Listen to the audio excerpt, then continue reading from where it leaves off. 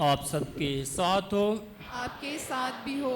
हमारे लिए आज की अंजिल मुकद्दस लूका के मुताबिक। ऐ मिस्र तेरी तमजीद हो।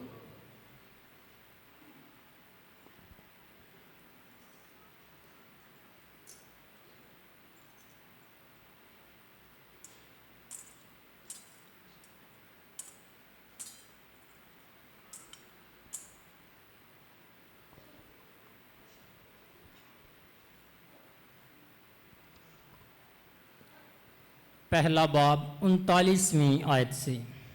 उन दिनों में मरियम उठकर जल्दी से कोहिस्तान में यहूदा के एक शहर को गई और ज़करिया के घर में दाखिल होकर इलिसबात को सलाम किया।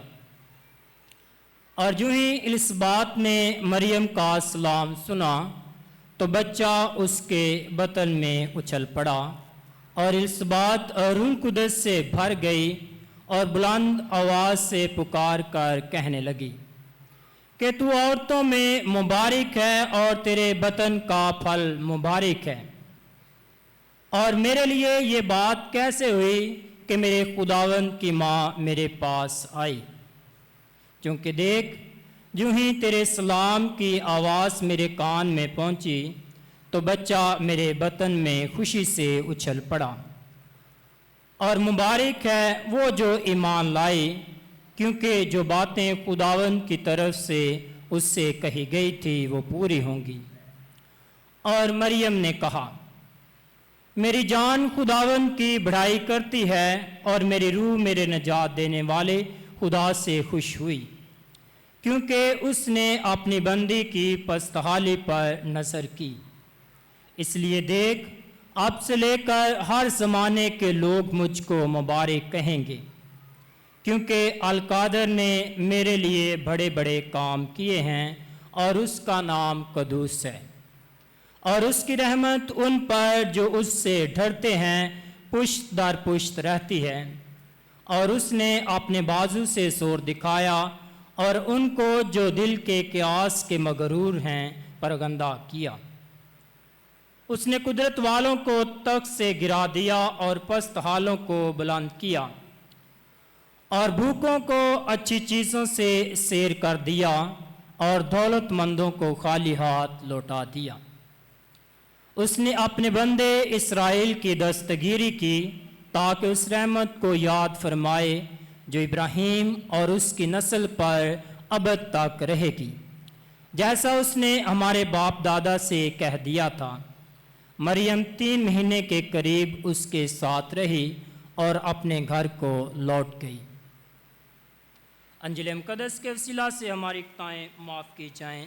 ऐ मसीह तेरी सताइश हो।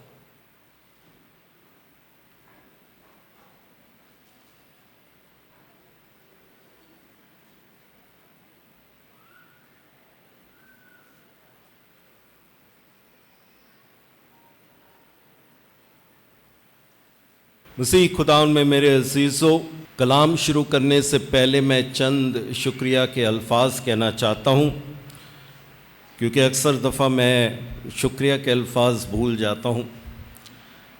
तो आज मैं यहाँ सेंट जोसेफ्स चर्च गुजरांवाला की कलीसिया का तहे दिल से शुक्रिया कहना चाहता हूँ, जिन्होंने आज बहुत खूबसूरत तरह से मुझे वेलकम किया, प्यार मोहब्बत के ज़रिए से मेरा इस्तकबाल किया। और सबसे अहम बात, इन बच्चों की अच्छी तरह से तैयारी की गई है। फ़ादर जी का मैं बेहद शुक्रगुज़ार हूँ, फ़ादर फ्रांसिस, फ़ादर राहील, जिन्होंने बहुत अच्छी तैयारी अपने पास्टरल टीम के साथ, मुनाद साहिबान के साथ मिलकर, सिस्टर साहिबान के साथ मिलकर यहाँ की तैयारी की है। मैं दिली तौर पर आपका शुक्रिया कहना चाहता हूँ।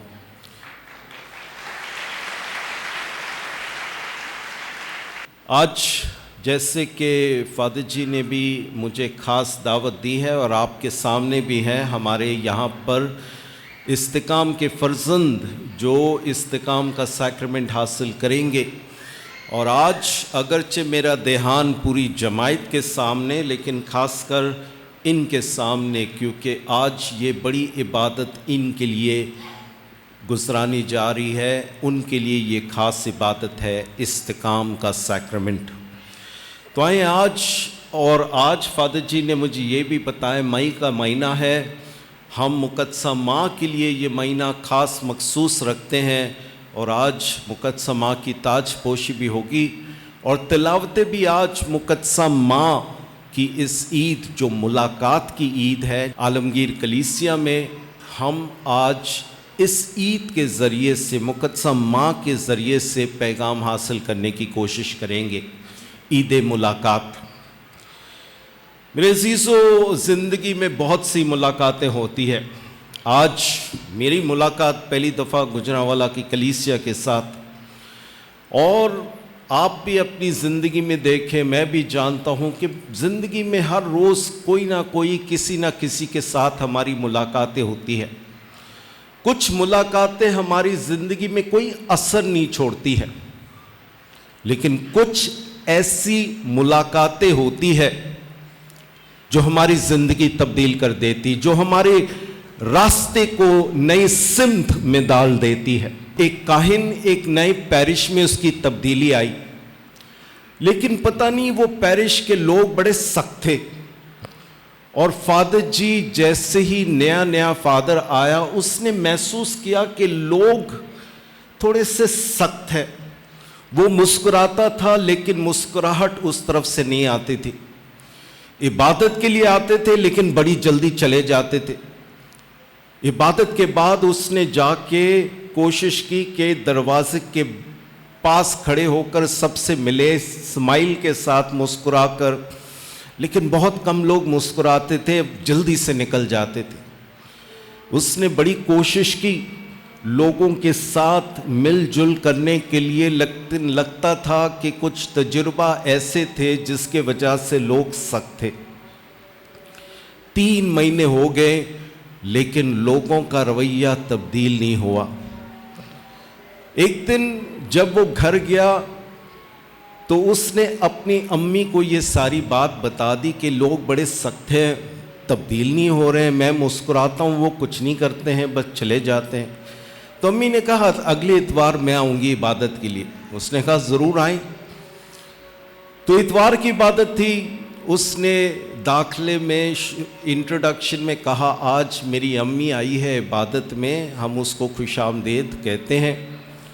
और जब पाकशरा ख़त्म हो गई तो उसकी अम्मी को दावत दी गई ताकि वो कुछ कहे, और उसकी अम्मी एम्बो पे आकर उसने बताया उस काहिन, उसके बेटे काहिन की बुलाहट के बारे में, कि जब वो छोटा बच्चा था तो पहले से ही मुझे कहता था कि मैंने फादर बनना है।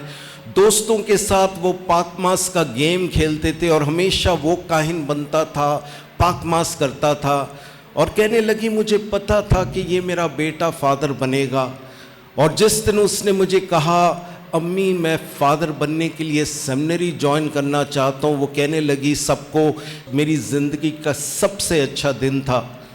और आखिरकार जब वो फादर बना, मैंने खुदा का शुक्र अदा किया कि उसने उसको चुना था।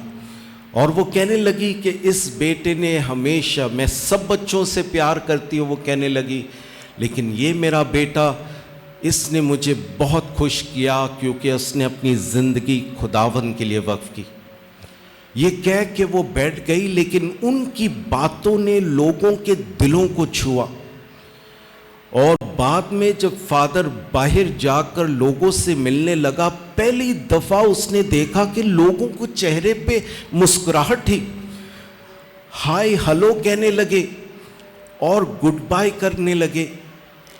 उसके बाद अगले इतवार को भी, उसके बाद के इतवार में भी लोगों के दरमियान उसका रिश्ता और मजबूत होने लगा और लोग उसके साथ ताउन करने लगे।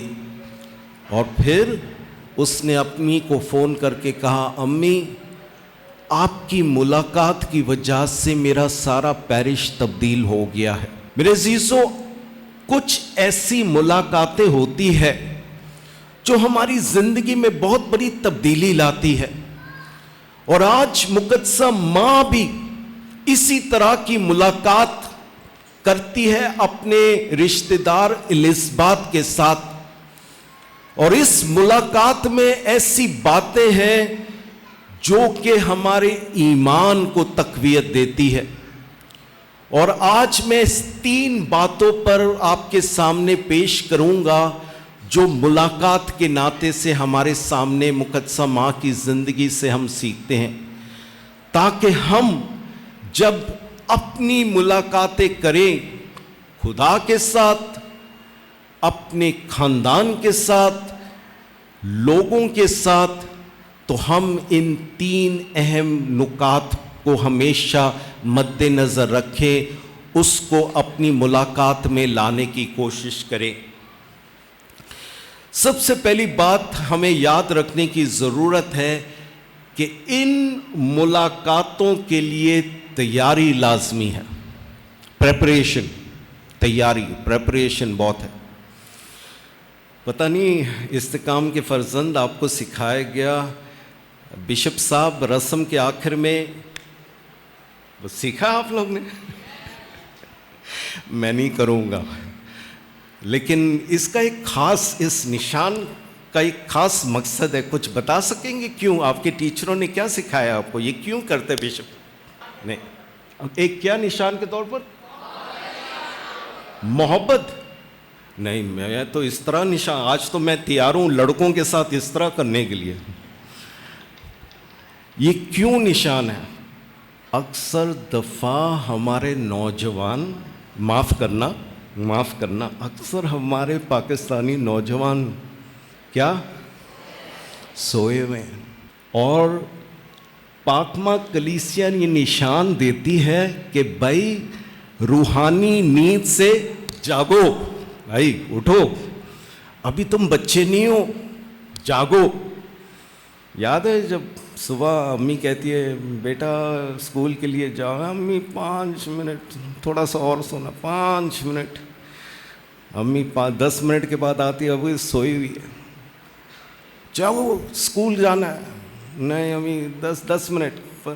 और फिर आखिर में जो अम्मी जो देख ठट मार के सारी नींद खत्म हो जाती। जो अहम बात है जो आज इस निशान के जरिए कि तैयार हो जाओ, प्रेपरेशन, तैयारी, तैयार हो जाओ, क्योंकि बड़ी जिम्मेदारी, बड़ा रास्ता आपके सामने है, यस्सु का रास्ता, उसके लिए आपने तैयार होना है। आज मुक़द्दसा माँ भी जब ईद मुलाकात के लिए जा रही थी, उसने सबसे पहले सोचा मैं तैयार हूं कि नहीं। तैयारी किस तरह? 3 तरह से। सबसे पहली तैयारी थी खिदमत के लिए। हम जानते हैं कि जब जब्राइल फरिश्ता ने कहा कि आप जो निशान दिया कि एलिज़ाबेथ जो आपका रिश्तेदार बुढ़ापे में वो हामला है, तो उसने फैसला किया कि मैं जल्द जाके एलिज़ाबेथ की खिदमत करूं। खिदमत, सर्विस। याद रखो कि खुदा हम सबको बुलाता है कि हम एक दूसरे की खिदमत करें।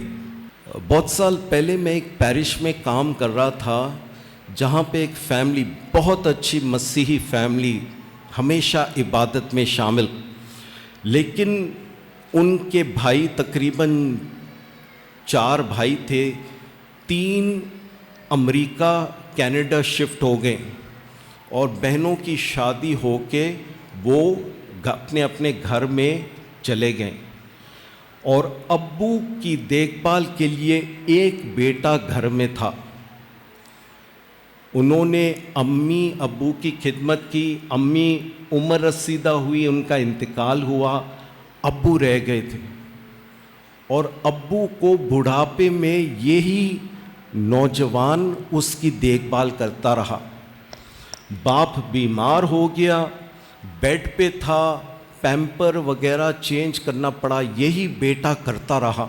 और पूरे इलाके में लोग सारे तारीफ़ करते थे इस बेटा कि देखो ऐसा फर्मा बरदार बेटा जो अपने बुज़ुर्ग बाप की खिदमत उस वक्त तक कर रहा है कि बाप बिल्कुल बेड पे लेटा हुआ है, वो सब उसकी देखभाल और सफाई करता था। जिस दिन उनके बाप का इंतकाल हुआ तो पूरी जमायत, क्योंकि पूरे पैरिश इस फैमिली को बहुत अच्छी तरह से जानते थे, जब उनके अब्बू का इंतकाल हुआ तो पूरा पैरिश जमा हो गया और सब ने उस बेटे की तारीफ़ की जिसने अपने बाप की मुश्किल वक्त में खिदमत की। लेकिन वो बेटा जब आखिर में आया था सबका शुक्रिया कहने के लिए, उसने कहा आप सब मेरी बड़ी तारीफ़ कर रहे हैं कि मैंने बेटा हो के मैंने बाप की खिदमत की, लेकिन वो कहने लगा मैं बताऊं, मेरी तारीफ़ करने की ज़रूरत नहीं, बल्कि ये मेरे ऊपर एक ज़िम्मेदारी है, क्योंकि सबसे पहले मेरे बाप ने हम सब की खिदमत की। मेरे अजीज़ों और मेरे प्यारे इस्तेकाम के फ़र्जंदों, याद रखो मुक़द्दसा माँ जब घर से निकली उसके जहन में ये था मैंने खिदमत करनी है, मुझे कुछ हासिल नहीं करना, मैंने कुछ देना है।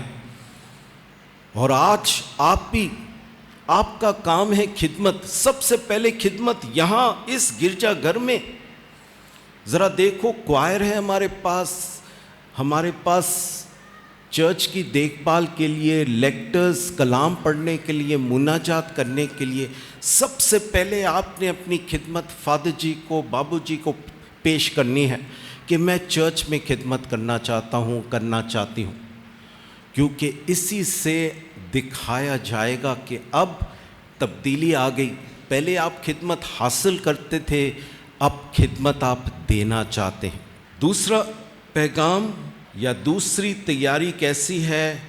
दूसरों को खुशी देना, दूसरों को खुशियाँ देना। हम याद करते हैं कि मरियम जैसे ही एलिज़बात के पास पहुंची तो एलिज़बात इतनी खुश हुई, वो कहने लगी कि जब तेरे सलाम मेरे कान में पहुंची, मेरा बच्चा जो बतन में है वो भी खुशी से उछल पड़ा। खुशी ज़रा देखो मुक़द्दसा माँ ने कैसी खुशी दी, एक खुशी जो रेडिएट कर देती है। ना सिर्फ एलिज़बात बल्कि वो बच्चा जो बतन में था वो भी खुशी से उछल पड़ा। एक अफ्रीका में एक नाइजीरियन बिलियनियर था, करोड़पति, उससे पूछा गया कि आपकी ज़िंदगी में सबसे खुशी वाला दिन कौन सा था, वो दिन जिसमें आपको बहुत खुशी मिली। वो कहने लगा मैं अपनी ज़िंदगी को 4 हिस्सों में तकसीम कर सकता हूँ। शुरू में ही मैंने कहा मैंने खुश रहना है, और खुशी किस तरह? पैसे कमा के। वो कहने लगा मेरे ज़िंदगी के पहले हिस्से में मैंने फ़ैसला किया कि मैंने कंपनी का CEO बनना है, और मैंने बड़ी मेहनत की और आखिरकार मैं CEO बन गया और मेरी बड़ी सैलरी थी, बहुत पैसे थे, लेकिन मुझे खुशी नहीं मिली। दूसरे हिस्से ज़िंदगी का हिस्सा क्या था कि मैंने फ़ैसला किया चीज़ें जमा करूं, कीमती चीज़ें, तो सोना, कीमती पत्थर, खूबसूरत पेंटिंग्स जो बड़े महंगे थे वो भी जमा किया, दोबारा बड़े पैसे जमा किए, खुशी नहीं मिली। तीसरा मैंने फ़ैसला किया कि गवर्नमेंट के कॉन्ट्रैक्ट, नाइजीरिया में तेल बड़ा था, उसने तेल फराम करने के कॉन्ट्रैक्ट्स ऐसे लिए कि 90% तेल का जो सप्लाई वो इस बंदे के थ्रू जा रहा है, दोबारा बहुत पैसे, खुशी नहीं मिली। और वो कहने लगा फिर चौथा हिस्सा मेरी ज़िंदगी का वो था जब मेरा एक दोस्त ने आकर कहा कि आपने 200 माजूर बच्चों के लिए व्हील चेयर देना है। उस अमीर शख्स ने कहा नो प्रॉब्लम, मैं अभी चेक देता हूँ। उसने कहा नहीं, चेक मुझे नहीं चाहिए, आपने खुद आके इन व्हील चेयर बच्चों को देना है। ये कहने लगा यार मैं बड़ा मसरूफ़ आदमी, नहीं मैं कुछ नहीं सुनूंगा, आपने खुद आके व्हील चेयर बच्चों में तकसीम करना है। उसने कहा ठीक है। जब दिन आया, बहुत खूबसूरत पार्टी बाहर जैसा लॉन में था, बच्चे अपने पुराने व्हील चेयर के साथ आ रहे थे, सही चल नहीं रहे थे, और जैसे ही हर बच्चे को व्हील चेयर दिया जा रहा था उनके चेहरों में इतनी खुशी आ रही थी, मुस्कुराकर गीत गा रहे थे और व्हीलचेयर को लेके वो खुशी मना रहे थे। और उनकी खुशी देखकर इस बंदे की ज़िंदगी में भी उसके चेहरे में खुशी आना शुरू। जब उसने ये किया और निकल रहा था, अचानक उसने महसूस किया किसी ने उसका टांग पकड़ा था। और जब उसने नीचे देखा तो एक बच्ची व्हीलचेयर में थी, उसने उसका टांग पकड़ा। वो उसकी तरफ मुस्कुराकर कहने लगा, क्या हो गया, आपको कुछ चाहिए? लेकिन वो बच्ची कुछ ना कहे, बस उसकी तरफ देख रही थी। तो वो नीचे झुका, घुटने टेक कर उसने बच्ची की आंखों में देखकर कहा, क्या करूं आपके लिए? और बच्ची उसके चेहरे की तरफ घूरती गई। आखिर में उसने दोबारा पूछा, क्या हुआ? और उस बच्ची ने ये कहा, और उसने कहा, ये मेरी ज़िंदगी का सबसे अच्छा दिन था जब उस बच्ची ने उसको ये कहा, मैं आपके चेहरे को याद कर रही हूँ ताकि जन्नत में जब हम मिले मैं आपको पहचान लूँगी। वो बंदा कहने लगा कि उसकी ये बात ने मुझे ऐसे दिल को लगी कि मुझे समझ आ गई कि दुनिया में अगर खुशी पाना है तो मुझे दूसरों को देना है। मेरे अज़ीज़ों, मुक़द्दसा माँ भी हमें यही सिखाती है, अगर आप दूसरों को खुशी देना चाहते हैं, if you want to give joy to others then you must give, आपको देना है। और मुक़द्दसा माँ जब इलिस्बात की तरफ गई, उसका सारा मकसद यही था कि मैंने उसकी खिदमत करनी है। और इसी में इलिस्बात को इतनी खुशी मिली कि उसने कहा, मेरा बच्चा जो मेरे बातन में है वो भी खुशी से उछल पड़ा। और तीसरी बात मेरे अज़ीज़ों, मुक़द्दसा मरियम तैयार थी अज़ियत, दुख, तकलीफ़ सहने के लिए। मुक़द्दसा मरियम उनको पता था कि ये मुलाकात सब कुछ आसान नहीं, मुझे कुर्बानी देनी पड़ेगी, मुझे तकलीफ़ सहने पड़ेगी, मुझे दर्द तकलीफ़ सहना पड़ेगा, और मैं तैयार हूँ। हाल ही में पोप फ्रांसिस ईस्टर मंडे को सुबह सवेरे 7:30 बजे 8 बजे उनका इंतकाल हुआ। और वो क्योंकि ईस्टर के दिन उसने अपने नर्स से कहा, क्योंकि वो बीमार था, अपने कमरे में रेस्ट कर रहा था, उसने अपने नर्स से कहा, लोग चर्च में सब जमा है, सेंट पीटर स्क्वायर में सब जमा है, मैं नीचे जाके उनसे मिलना चाहता हूँ। उसके नर्स ने कहा, पोप साहब आप बीमार हैं, आप क्या कर रहे हैं, नहीं जा सकते। नहीं, मैं नीचे जाकर लोगों को हैप्पी ईस्टर विश करना चाहता हूँ। तो नर्स ने कहा ठीक है, बड़ी मुश्किल से उनको व्हीलचेयर पे डाला और नीचे लेके गए। और जैसे ही वो नीचे थे और हैप्पी ईस्टर का विश माइक सामने लेके गए, उसकी आवाज़ ही सुन के सब लोगों ने जान लिया कि पोप साहब बहुत बहुत बीमार है। उसने सिर्फ कहा हैप्पी ईस्टर, मैं आगे कुछ नहीं कह सकता हूँ, ये मेरा फादर है, यही आपको सब कुछ बताएगा। अगरचे वो बीमार थे, अगरचे वो तकलीफ़ में थे, वो चाहता था कि मैं अपने लोगों मुलाकात करके उनसे हैप्पी ईस्टर विश करूं। और ये मुलाकात उसकी मौत का सबब बना। ये मुलाकात उसकी मौत का सबब बना, क्योंकि 7:30 बजे अगले दिन सुबह सवेरे वो इस दुनिया से रिलत कर गए। पर सारे कहने लगे ये पोप साहब की जिंदगी थी कि वो दुख तकलीफ दर्द सहता था ताकि लोगों से मुलाकात करे।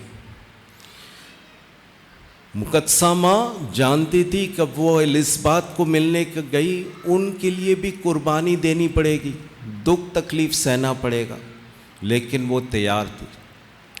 तो मेरे अजीज़ इस्तेकाम के फर्जंद, याद रखो कि आप भी जब एक दूसरे के साथ मुलाकात करेंगे, जब आप किसी को जाकर मुश्किल में मुलाकात करना चाहेंगे, ये 3 चीज़ें आपने उनको देना है।